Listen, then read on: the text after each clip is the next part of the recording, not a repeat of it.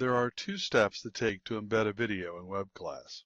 First, you'll need to visit the video hosting site and copy the HTML embed code. We do not recommend downloading the video or merely placing a link to the video in Webclass.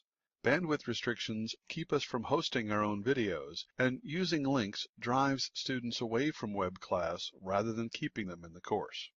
YouTube is one of the most common video hosts. To capture their embed code, find the video you wish to use, scroll down and select the Share option. Within the Share options, select Embed.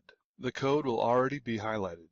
Copy the code by using the keyboard shortcut Ctrl+C or right-click the mouse and choose the Copy command.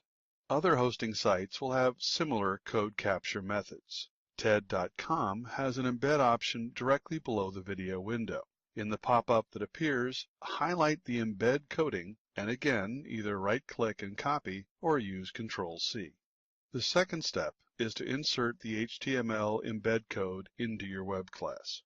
In your class, click the Turn Editing On button in the upper right. Then move to the week or topic area where you wish to place the video. Choose Add a Resource and select either Label or Page.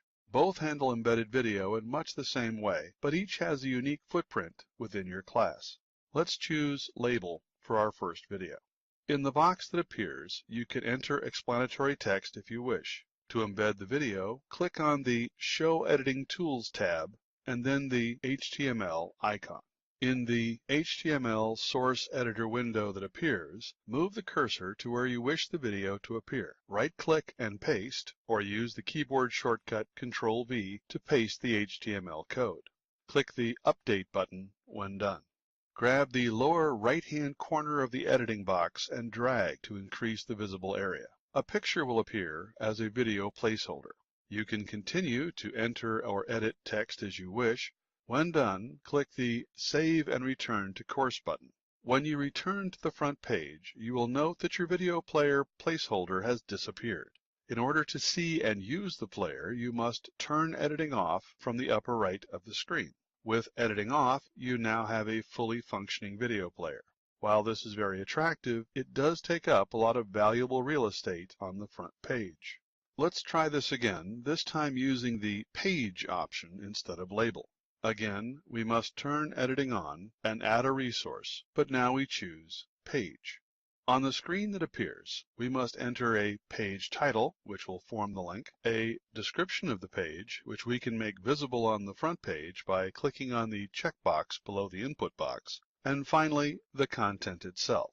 We could enter some text here if we wish, but in this case we will simply paste the HTML embed code directly into the box by using right-click and paste or Ctrl+V. This box accepts HTML code.